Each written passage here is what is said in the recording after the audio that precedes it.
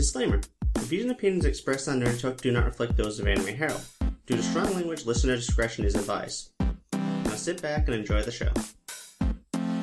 Good evening, ladies and gentlemen, boys and girls, fans of all ages. It's time for Nerdy Talk, the only podcast that knows the difference between a blog and a blunder. I'm Mike Ferreira, and I'm joined by Matt Brown, Anthony Simpson, and special guest host, Lauren Orsini of Otaku Journalist. Hello. Yo. Hi, everybody. What is the difference between a blog and a blunder? You know, after 14 years, I'm still asking that question. Can it be both? It can be both. Lauren is, on top of being the proprietress of Otaku Journalist, she helms Gunpla 101, and she's been featured in numerous publications, including CNN, The Daily Dot, and Anime News Network. So, before we begin, why don't you tell us a bit more about yourself, Lauren? Sure thing. Hello, Anime Herald fans. I'm Lauren Orsini.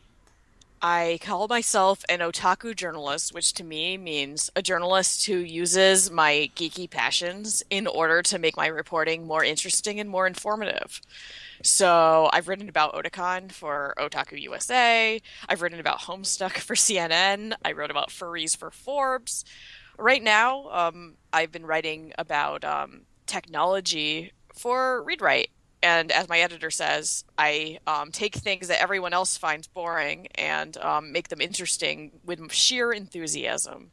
I'm here because I just published a book, and I'm doing that, that promotion you got to do after you write a book. The work is not even close to over. Obligatory was the word I was looking for. The bell's just begun for you. That's right. All right, well, before we begin, I want to just say thank you for coming to the show. It's a pleasure. And I want to say thank you for having me. What perfect timing. I just put out a book on the 1st of May. Today's May 2nd. Definitely the gods of scheduling have aligned. And it's almost a month after we first met in person. On April 2nd, I think. I think that was April 2nd or April 3rd that we met for the first time in person. Oh my god, it really is. Yeah, Anime Boston. Wow. We like to be punctual around here. We do. We got a schedule and we stick to it, even if we don't know about it, damn it. So, before we get rolling, I'd like to bring us out at the beginning of each show. Basically, what are you watching? What are 2 shows that you're watching right now that you'd like everyone to talk about? Well, I'm going to just talk about the 2 ones that I talked about last time. My Love Story, which is still my favorite, and then my favorite and just a fun way, Show by Rock. I love My Love Story. Go ahead, sorry. No, it's just perfect. It's like, here's a tree that looks like a butt. Anyway, what kind of girls are you into? The dialogue's fantastic. Can I just tell you everything instead of us, running around in circles, having missed connections for multiple episodes? Suna is a treasure. Yeah, I'm really, really loving that show. Yeah, I like the run around in circles comment. Wasn't that, the entire premise of School Rumble? Which, I actually loved that, but they made a joke about that whole, churn. Yeah, I said that. I said if Takeo doesn't get a clue by episode 3, I'm just dropping this show. I don't want it to be like Kimi ni Todeki, where we're wondering the whole time if he likes me, where it's obvious that he likes you. And just not progressing at all. And then season 2, forgetting somehow that he likes you and having to do it all over again. Did anyone else watch Kimi ni Todeki? I did not. I did. You can tell they were like, crap, we got approved for a 2nd season. How do we do this? Just do it again. I really like that, that My Love Story is, ignoring a lot of the tropes we're really sick of. And giving us some unconventional characters, and keeping the good parts of shoujo, and then experimenting with some new stuff, too. How's Show by Rock? Well, it's kind of one of those. It's really cheesy. It's like super corny and it's kind of crazy, but I mean, it's not well written, but I enjoy it for what it's worth. Yeah, I I haven't mean, watched. it's a show that's proven to me that anime needs more animal boys. Because there's a whole bunch of like the cast is mostly female, but the one band is like a visual K. There's like two male bands, and one of them is like a visual K band, and they're all like Bishonen, who are all like animal boys. And I just after I've seen that, I'm like, man, we need more animal boys in anime. What is this proof? Well, I mean, no it's one not. else. I wouldn't say it's like well written, but it's just fun. I find it fun. Well, if no one else is going to go next, two things I'm watching are Gunslinger Stratus, which I don't know. I'm in it for the long haul. I'm reviewing it for Anime News Network. It's again a Urabochi show, and I thought it could go either way. It's not going the way I wanted it to go, but it's poorly executed with a really cool premise of doppelgangers. Like, what do you do when you meet your doppelganger? How do you get an advantage over your doppelganger if you guys are gonna fight? If you're in love with some guy, are you also in love with that guy's doppelganger? These are the deep questions, and I just really hope we get around to answering them. You're a stronger person than I to watch that. You really are. Yeah, I just wish the animation would get better, but it's probably just gonna get worse, if I know anything from Shiro Bako. Yeah, this might be the Pooty Pooty heaven. How about you, Matt? I'm actually not. I'm actually not watching more than two shows right now, which is kind of sad. But I've talked about Fate Stay Night and how it's really kept me hooked, and how I've enjoyed pretty much every minute of it since it started. UFO Table's doing a great job, yada yada yada. The show that I haven't talked about yet, and I've just recently found that I really like, is Food Wars. Other than just saying it's really funny, it's hard to capture exactly. I mean, it's a shonen show. They're just lining up a whole bunch of challenges for the main character, whose name is Soma, to knock down. But just like with any shows like this, the way they do it, and the kind of sense of humor it has, I'm really enjoying it. Mike, what was the show that you said, Gourmet Girl Graffiti? There's a little bit of similarity with that. Like, each episode is like someone makes this dish and like wows a bunch of people. And the reactions to the food as they're tasting it, especially when women are tasting it, is priceless. I'm glad they did that. I remember watching Toriko and it being like an orgasm every time they eat, and I'm glad they just took that to its natural conclusion. Oh yeah, definitely, and they had a lot of fun with that too. Like just seeing how creative they could get with the reactions. It's just so over the top. I love it. And was there another show that you're watching, Lauren? I'm also watching Ore Monogatari. I'm watching so many shows. We let's not get into them all. I hear you. I do. Sorry, I meant My Love Story when I said Ore Monogatari. I don't know why I'm being pretentious and saying the Japanese name for it, except I guess that's what I heard first. I do that sometimes. There's a limit to number of syllables in the title, where if it's higher than a certain amount, I just won't do it. I know I can't say it. And on my end, it's, aside from the shows that we just discussed last week, Danmachi, which, as we all know, the less said the better. and I'm also watching the second season of I Can't Understand What My Husband Is Saying, which still delightful, still wonderful. I love that. I always say to my husband, this is our life, except I'm the husband. But I literally work from home and um am a web designer sometimes and just really into anime. I mean, he is too, but he likes the old school stuff. He's watching through Macross 7. I'm watching what's airing now. I don't know who has it better actually sometimes. Six of one, half done of the other, right? Mhm. Yeah, I liked how the show.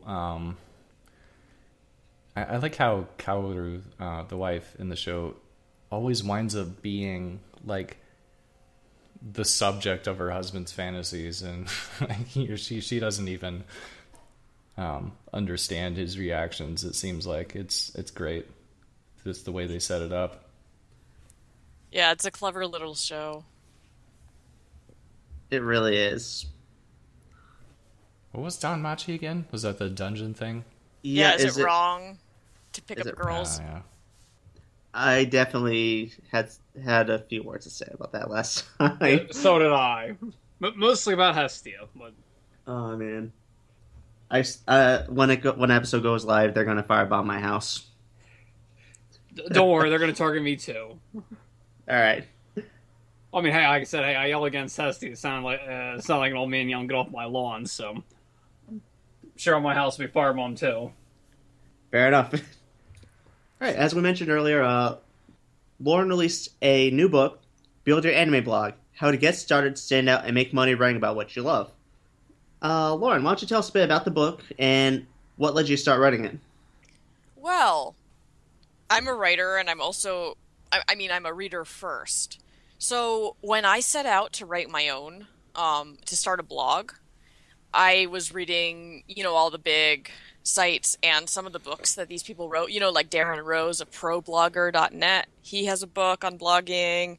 I read Gary Vaynerchuk's book, which had a lot about blogging in it. And they all say, like, blog about what you're passionate about and your audience will come. And I'm like, I was just so skeptical. I'm like, I'm passionate about cartoons from Japan.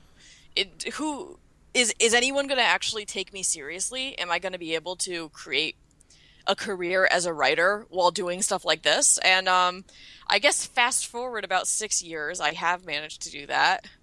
And not just me, but I've discovered that a lot of people have been able to blog about anime and have successful blogs with lots of readers and people who are really engaged, and they even get opportunities based on that, like writing for Otaku USA or Anime News Network, or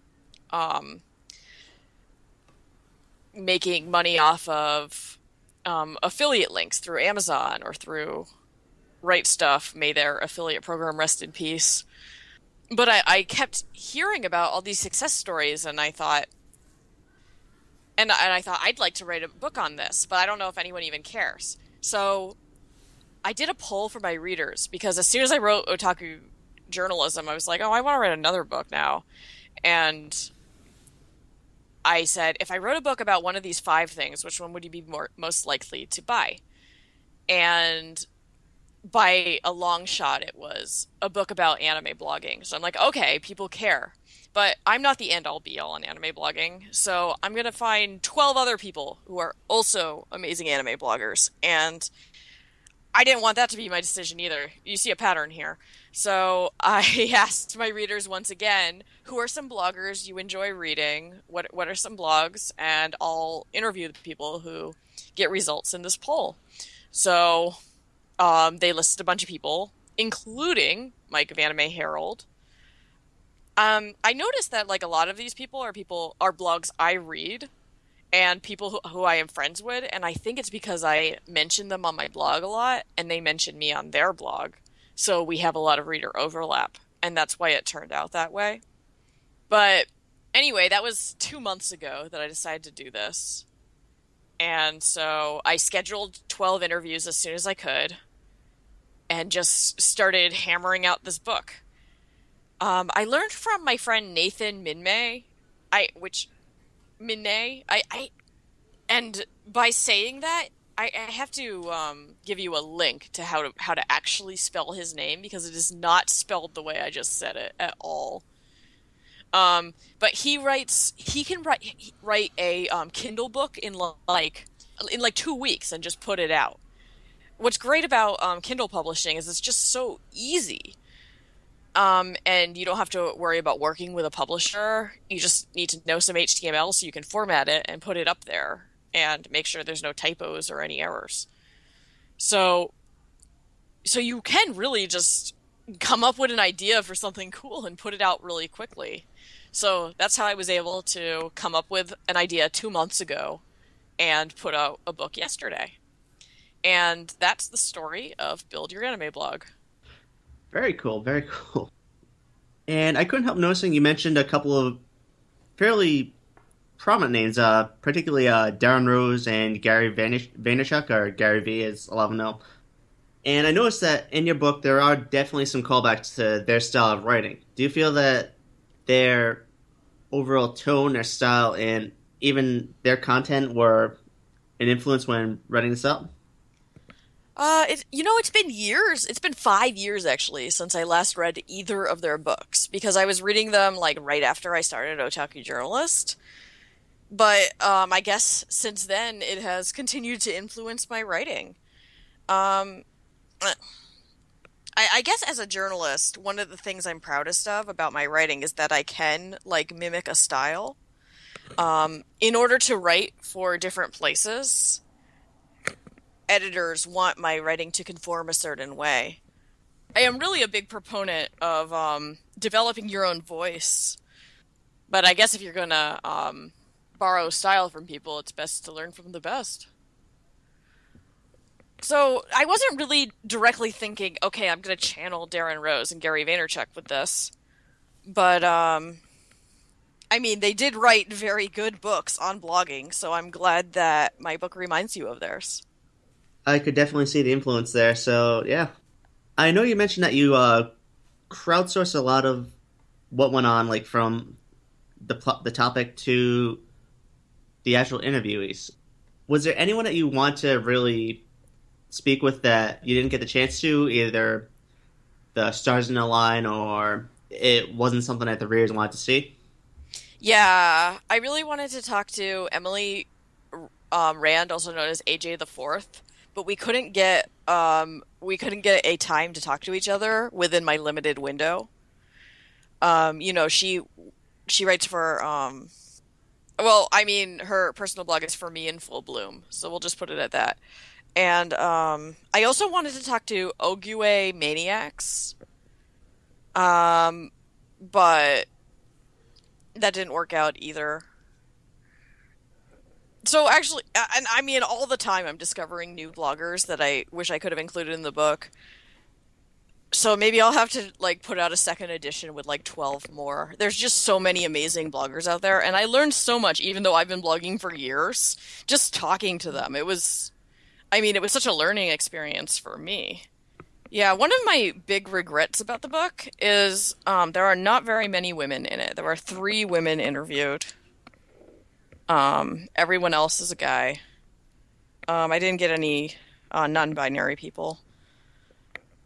And you'd think that since I'm a woman, it would have been easier to find female anime bloggers, but it just didn't work out that way. And I wanted to make sure that, that was a secondary goal.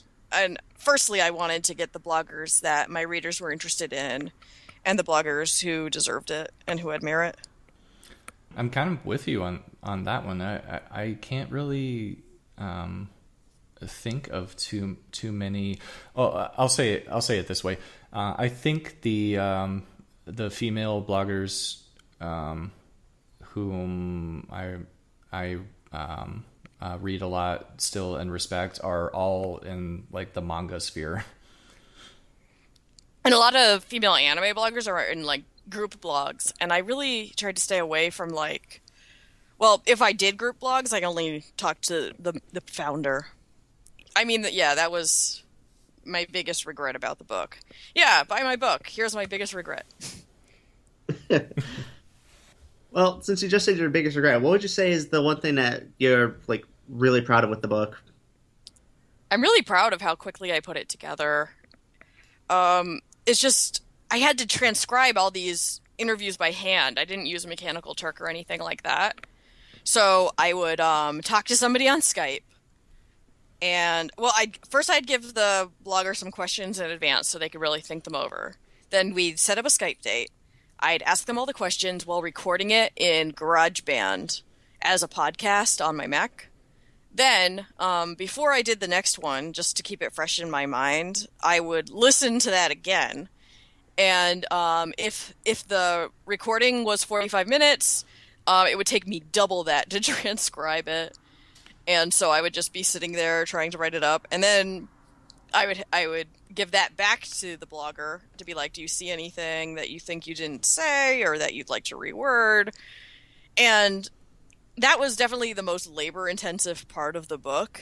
And I'm just really proud of myself for not losing steam halfway through or getting unmotivated and just kind of getting that out, because I think that's the most valuable part. I mean, my advice is 1/4 of the book.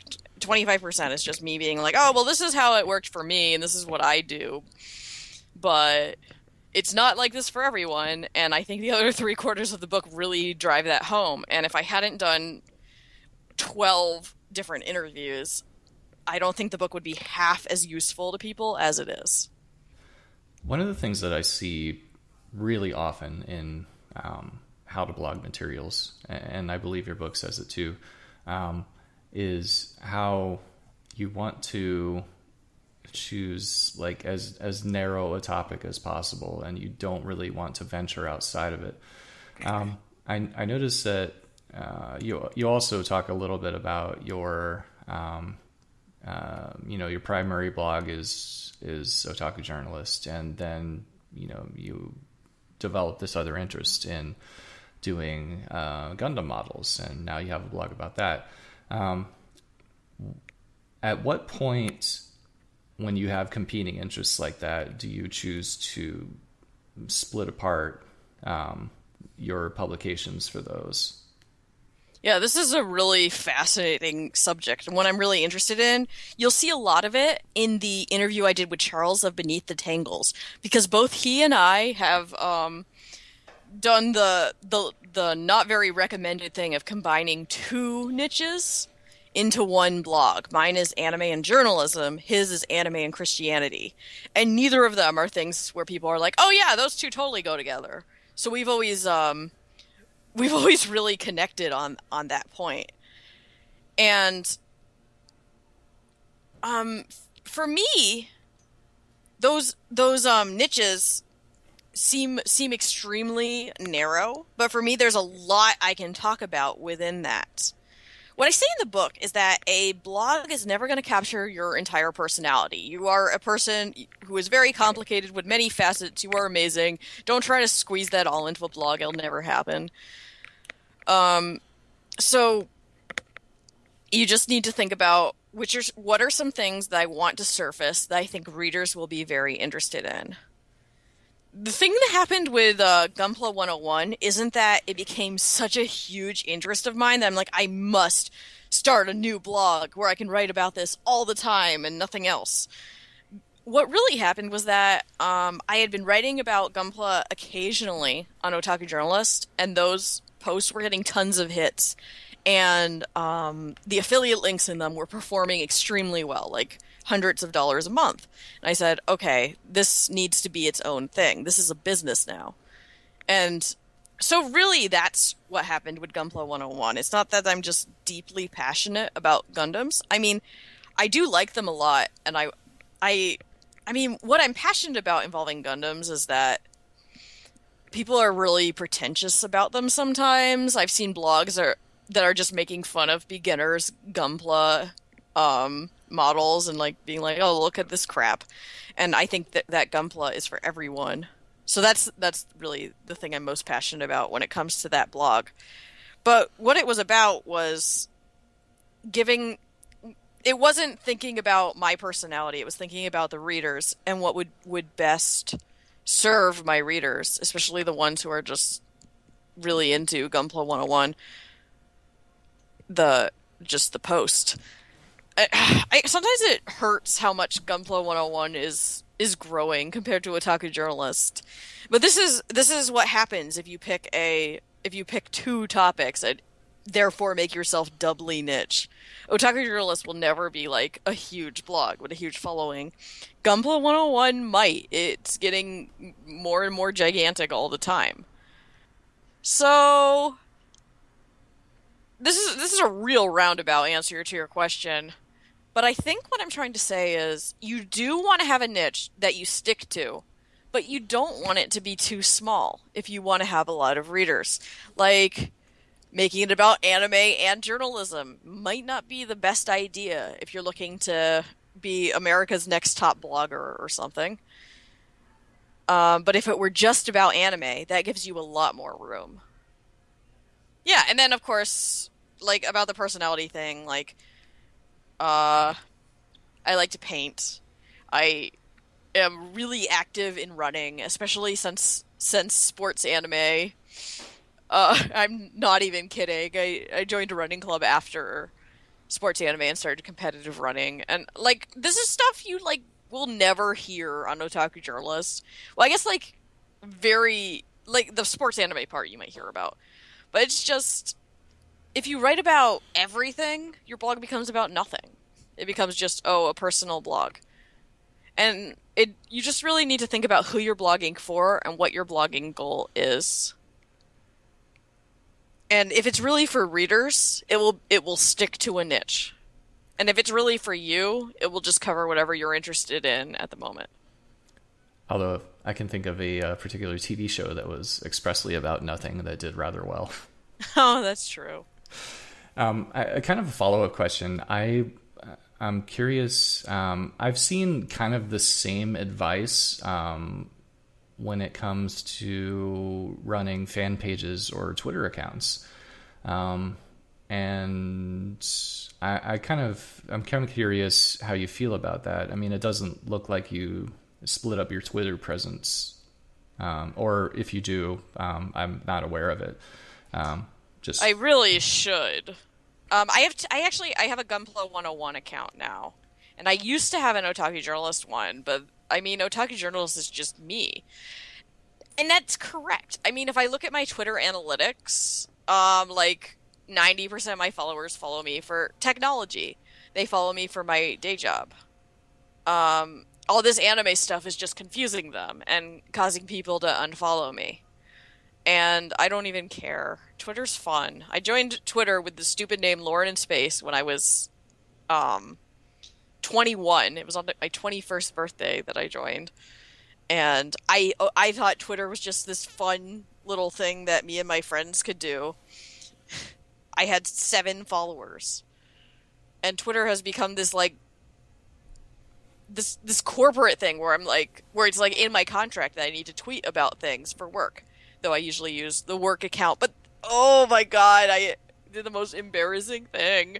I have all my accounts on TweetDeck, but for some reason I used the wrong account to retweet some dumb anime joke to readwrite.com's account. It was just Obama talking about anime. It was a joke about that. And then my boss is like, who put this up? This is really random. I'm like, I am the absolute worst. So that's also a problem. I mean, if you divide up your Twitter account and you're really trying to keep your personality parts from leaking, that be prepared to screw up sometimes. Oh yeah, I've definitely had that happen. Yeah, but like if I accidentally tweet this stuff to Gunpla 101, I don't think anyone would bat an eye. Gunpla 101 is a really helpful. It's a very it's a brand that really fits with my life because it's similar enough to what I already like that I'm not going to accidentally tweet something weird.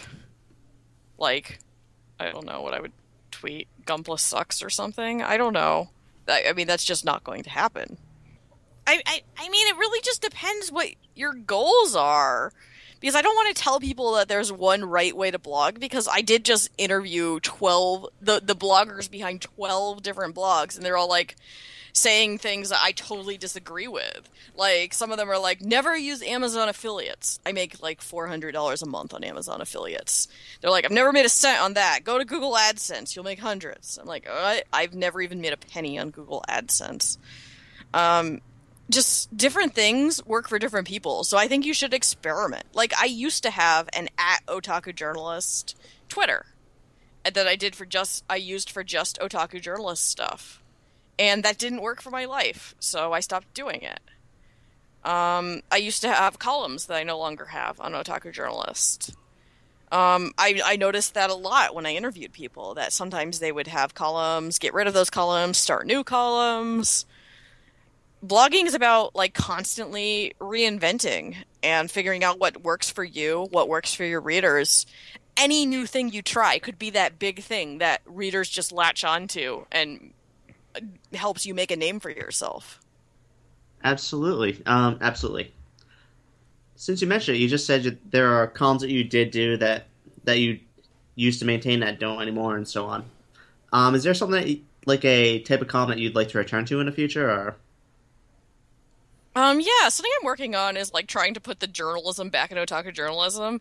I just gave away 3 free copies of my book to people who could recommend things that I should report on in the future, because lately I've been really getting back to my roots and writing about it, like doing actual journalism on the blog. Like, I interviewed a blind anime fan about how he watches anime, and especially what he thinks of Kill la Kill, because for me, half of it is that they're wearing these ridiculous costumes. And I interviewed a wall scroll distributor. In fact, the man who brought wall scrolls to America, why we have our anime posters on these fabric sheets with plastic tubes instead of on posters a lot of the time. And just basically, whenever I think of a question, like, what's Garugamesh guy doing? I've been researching him and I found some insane stuff. What is Garugamesh guy doing? Yeah, like, Garugamesh guy is a professional actor. Okay, for anyone who doesn't, like, get this reference, I'm talking about the 2009 Sakura-Con commercial, directed by Vic Mignogna, and starring, actually, some pretty prominent names in, like, the anime community, and they're saying things like, I love sushi, I love Japan, Garugamesh! And it's just kind of dorky, and we can't believe it was on TV. And, I mean, Garugamesh guy really steals the show, because he's, like, wearing Juggalo makeup or something. And I feel like that's tattooed on his face, because I've been finding other videos from his acting reel, and, like, whatever he's doing, at a party, in the water, going surfing, he's wearing that makeup. And I'm trying really hard to track him down if anyone has any leads. That sounds amazing. In your book, you did have interviews with 12 different people, like we've been talking about. And technically 14, but 12 blogs. Well, technically 14, yeah. I was going to ask why 12, if there was a special significance. Like you wanted to do a zodiac of interviews or something. 12's my lucky number. It seems like a good number. Fair enough. I should ask, though, what if there was one question or one answer that really stuck to you, which one would you say people should pay particular attention to? Are you trying to make me choose between my 12 children? No, I'm not doing this. Okay.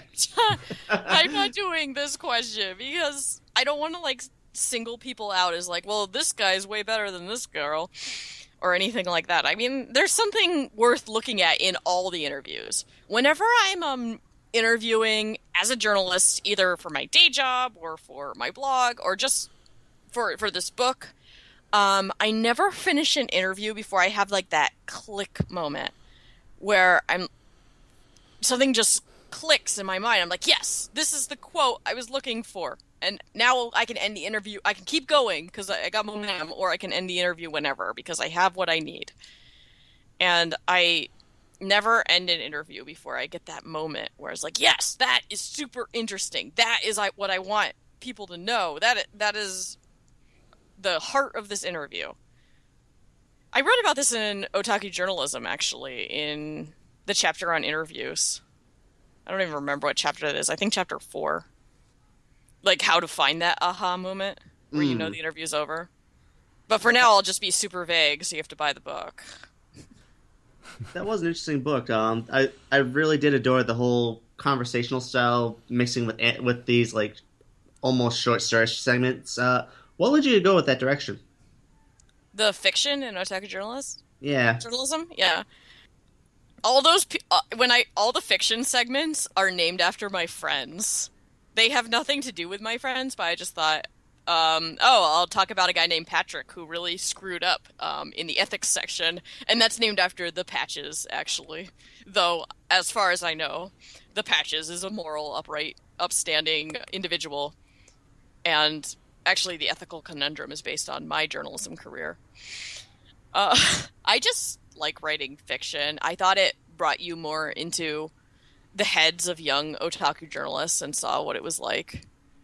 Uh, um, I just thought it made it more relatable when I'm giving all this advice to see how someone might implement the advice in the chapter in their life or in their career. absolutely. I really did like that approach. I felt it really adds something to that book. I'd love to see you approach it again if you get the chance. Yeah, I'm taking a short story class right now, and actually my New Year's resolution is to write 10 short stories and publish them.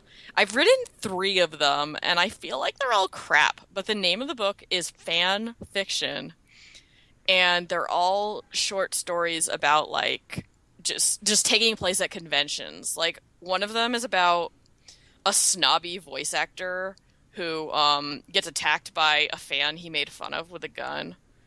And another one is about a Comic Con that's been going on for 8 years and just how it's become their life. Endless 8. I like it. How did you decide what to set the pricing at for your books? Amazon has this thing where if I go below $2.99, I can no longer get 70% of the commission when the book is sold. So that's why Otaku Journalism is $2.99. The reason Build Your Anime blog is $5.99 is because that's what I put Otaku Journalism at first. And Build Your Anime blog is like way longer. So I thought, you're getting more bang for your buck here. And the reason I priced it at that was, well, I talked to a lot of people who self-publish to be like, is this a realistic price? Is this a good idea? And eventually I'm like, well, if I sell a certain number at this price, then I can make back the money I invested. That's not a good answer. That's not how you should price a book. But pricing is really hard. Like, who am I to say my work is worth $6? I don't know. And I think about this because I have 2 book deals where I've written books with publishers, and I have nothing to do with how they price the book. So, like, let's see, how much is my book selling for? Like, one of my books is selling for £20 British. That's like $40, right? That's a lot of money. It's a hardback book about cosplay. I had nothing to do with the pricing, but somebody who is paid to do this said, okay, Lauren's book about cosplay is worth £20. And I also co-wrote a book about the Raspberry Pi, a tiny computer, and I see it as $9. Why is it $9? I don't know. But somebody said, okay, well, the book Lauren contributed to is $9. I'm a professional. Of course it is. I don't know. It is kind of like magic, isn't it? Yeah. But for me, I know if you price a book too low, people think it might not be worth their time. And if you price it too high, then people don't think it's worth their money, which makes sense. Like, ever since I changed Otaku Journalism to $2.99, I've been getting emails every now and then, like, Lauren, my only complaint is the price of the book is it's too cheap for all the advice you give. And I'm like, That's the nicest thing anyone's ever said, but I want it to be like affordable to students, which is why I kept it at $2.99 forever. Also, it's older now. And you can tell in the ethics section that was written before Gamergate. I should probably work on a second edition, like for a post-Gamergate world, how you deal with journal ethics in journalism, which has become kind of a punchline now, but at the time it was just, I wrote it the way I had been taught ethics in school, and that is, journalism ethics is something that is changing all the time as, you know, as our society gets more acquainted with the internet, I guess. Yeah, so $5.99 because that's what Otaku journalism was, and I don't think it's that expensive for what you're getting. Almost 200 pages. It'll probably go on sale in 3 months, but it'll never go below $2.99 because that's when Kindle starts to penalize me. And speaking of, how is working with Amazon in regards to ebook releases? Just out of curiosity. Well, you have to go to Amazon Author Central and set up an author page, and you go to KDP. What is it? kdp.amazon.com, which is Amazon Kindle Direct Publishing, and you just kind of upload a manuscript. It has to be in .mobi form. I use Calibre, which is a free program that I found on the internet that's good for Mac and PC, to just take my Microsoft. Well, first it's Google Docs, then I put it into Microsoft Word, and then I put it into Calibre, and it converts it in like 2 seconds. Then I check it in Kindle Previewer, and when it's time to go up, it goes to kdp.amazon.com, and I upload the thing. So it takes 12 hours for Amazon to approve it and make sure I didn't just put up, I don't know, something horrible, or just a book of entirely commas, maybe. And then they take 30% and I take 70%. And that's nice. That's way more than I get while working with a publisher. I can tell you that self-publishing has been more lucrative than either of my book deals, and probably any of my book deals in the future either. I'm assuming you get an advance for the book deals. How long does it take? A long time for the self-published books, in your experience, to surpass what you get in advances? Yeah, I guess it does. Okay, well, here's like how it is. Okay, everyone thinks that it's amazing if you get a book deal. Like, I feel like my family members were prouder of me when I got book deals than when I self-published, but it's just not sustainable. So, like, I get offered a job to write a book. I accept the job. I have to sign a contract. Let's say it's the cosplay book. I had to write that within 7 weeks. I invoiced the first part of my payment before I started writing, the second part after I finished writing, and then the third part just now. That was October when I was writing it. And just now, since it's published, was when I was allowed to get the third amount. So it doesn't take very long to catch up to the first two amounts. And also, I don't get any royalties when I work with a publisher. They just pay me something up front, and that's the end of it. And with books I self-publish, I can continue to get royalties as long as that book sells. If that book continues to sell, I continue to make money. If someone buys the cosplay book today, I don't make any money from that. I already saw the money that I'll get. And that is the difference between publishing a book by yourself and working with a publishing house. Yeah, that makes sense. At least with a with like an upfront book deal, there it's treated as a work for hire, right? Yeah, so I would like keep to. everything. I would like to point out that if you're famous, it'll probably be different, and you'll get royalties, and you can negotiate way more strongly. I mean, I've never gotten more than a 4-figure book deal, but I'm sure that it is completely different if you were a big name. Like, I have a friend, actually, I live in DC, so I know a lot of pundits. I have a friend who's a pundit for Fox News, no judging. He got a book deal with Ballantine, which is a book company I've actually heard of. I mean, the publishing houses I worked with were Carlson Limited and Maker Media. I don't know if anyone's even heard of those. But since he's a big name, since he's on TV, they gave him an advance for writing half of a book that was double what I got for writing an entire book. And I guess you could argue that I should have negotiated better, but I think a lot of that has to do with the fact that they wanted a book written by someone with a recognizable name.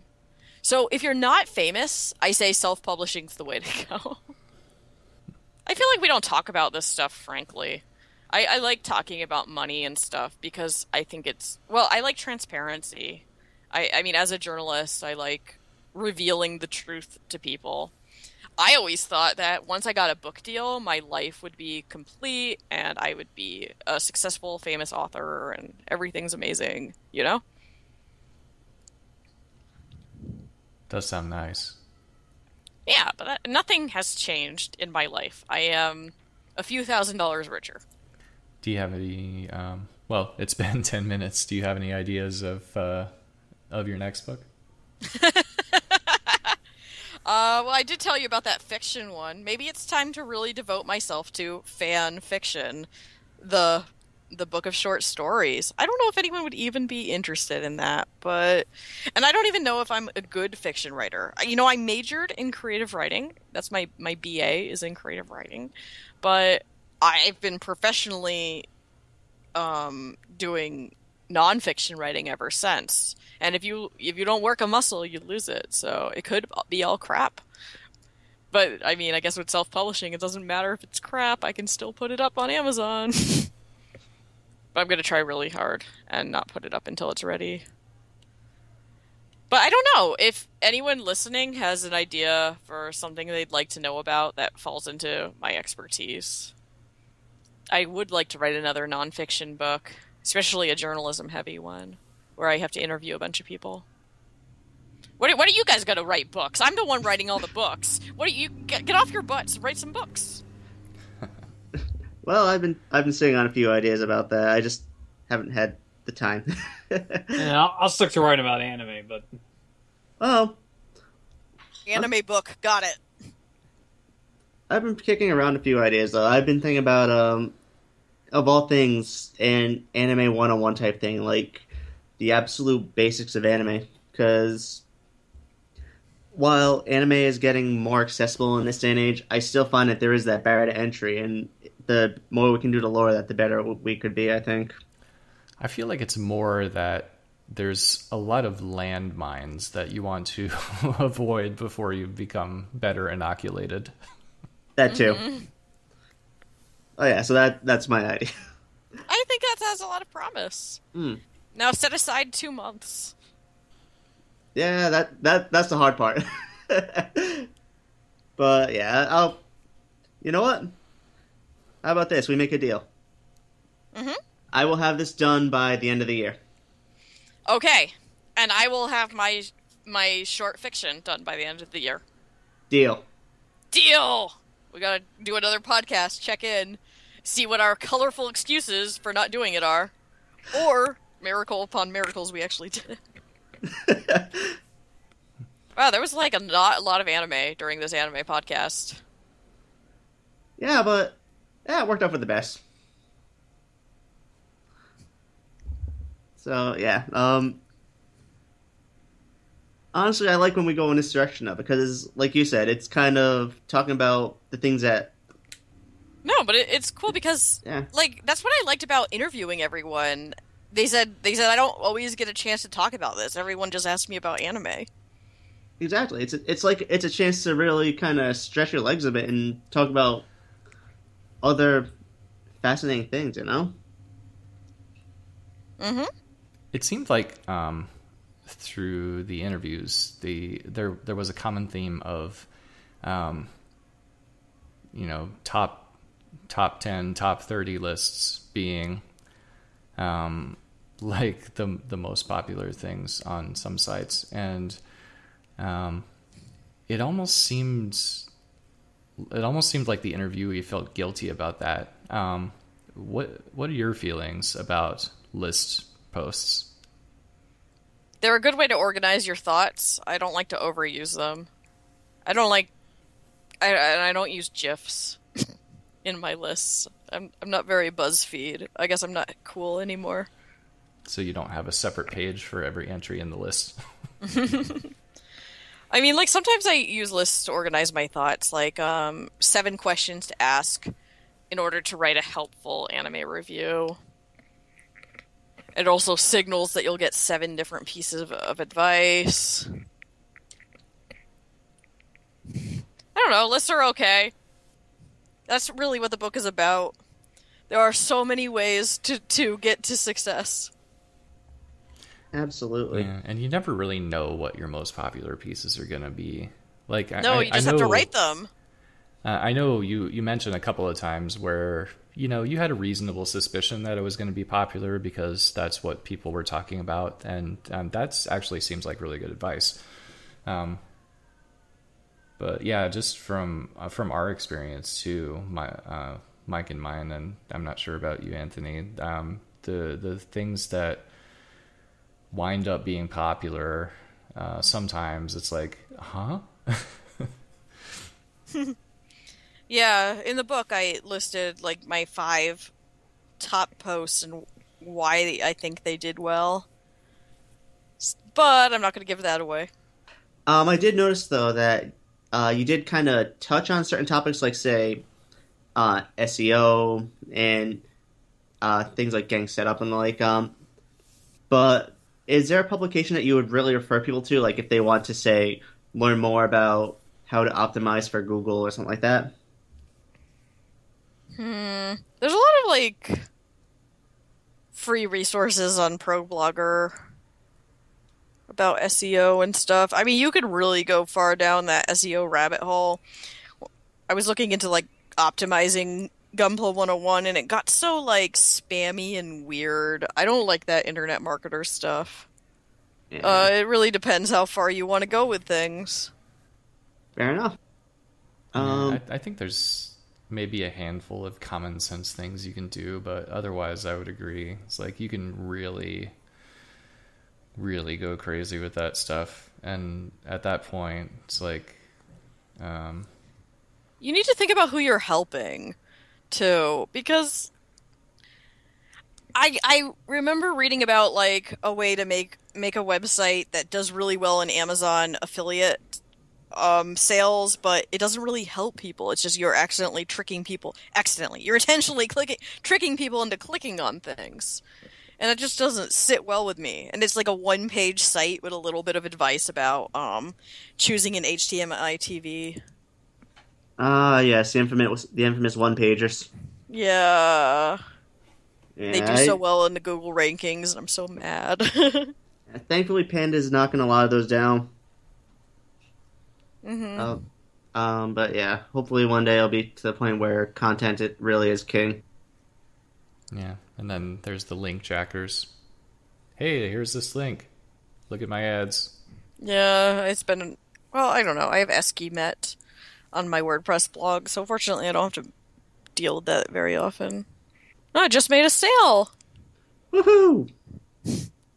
That's what I like to see. Okay, it reminds me of something a lot of tech companies do, and Facebook was kind of famous for it. They would have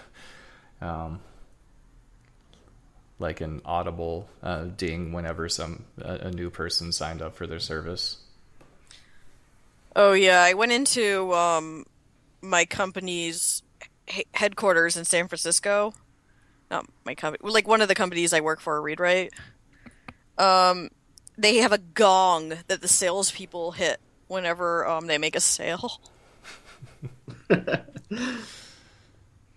Oh, San Francisco.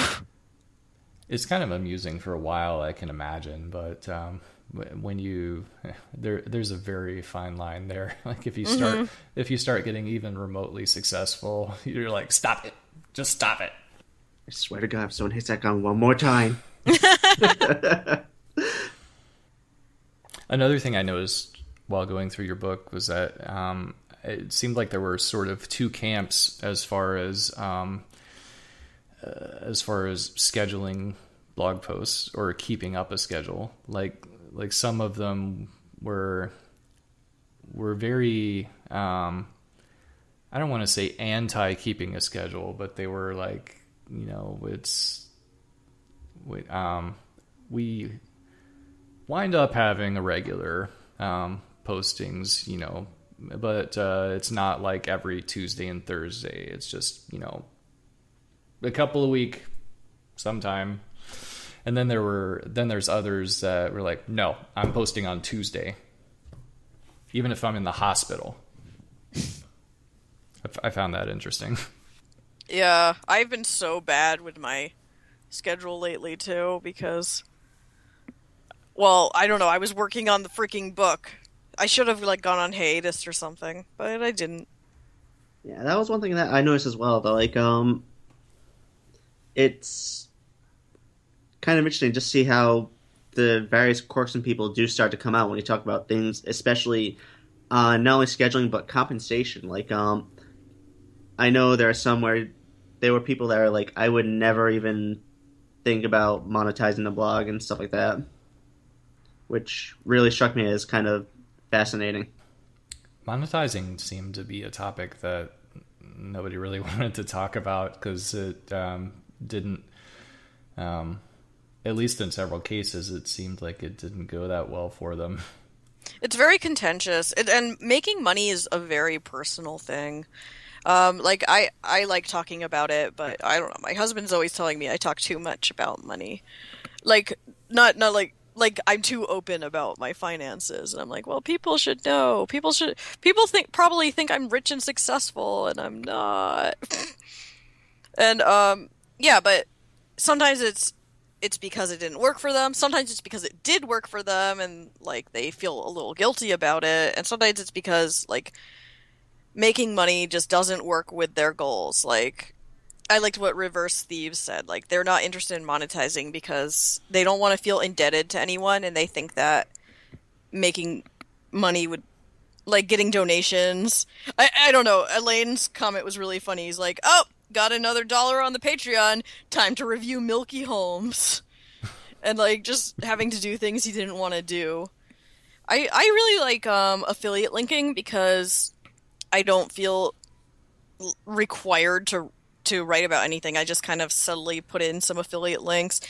Of course, they are disclosed. But, for example, I affiliate linked to Build Your Anime blog. So when people buy it off my site, I make a small commission. I make a commission off the book, and then I make I make 40 cents when as an Amazon affiliate. I don't know why that's not illegal, but I checked. It's not. Hey, you gotta work the system sometimes, right? Mm-hmm.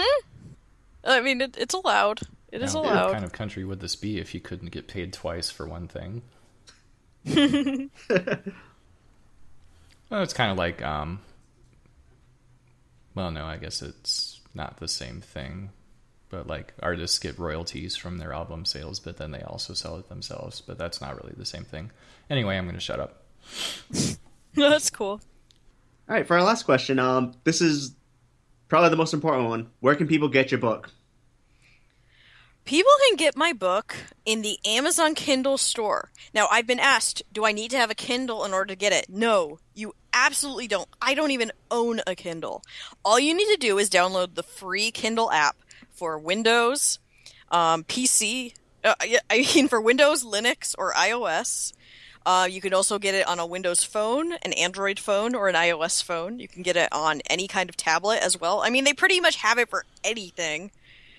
And you just buy the book and read it that way. And you can begin reading it immediately. Fantastic. Thank you so much for coming to the show. Thank you so much for having me. Where can people find you online? They can find me at otakujournalist.com and on Twitter at @LaurenInSpace. All right. Cool. Well, thank you so much again for joining us. It was a pleasure. Thanks, Mike. It was great to have you in the book. I mean, we should have talked about that more, but yeah, I'm hungry. Maybe we can do another show. Mm-hmm. Okay. Right. Yeah, we'll have to do one and see if we did our goals. Definitely. Our book goals. Definitely. Also, for my part, thank you very much for joining us, Lauren. Thank you so much,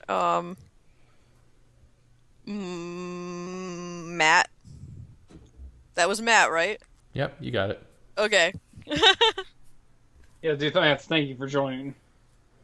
Thanks, Anthony. All right, and that's our show. Thanks for joining us, everyone, and thanks to Lauren for joining us tonight. Till next time, I'm Mike Ferreira, signing off. This is Anthony Simpson, sayonara, bye-bye. It's Matt Brown. Peace out. And remember to rate and subscribe on iTunes and Stitcher. It really helps us out. Have a great night, everybody. Bye-bye.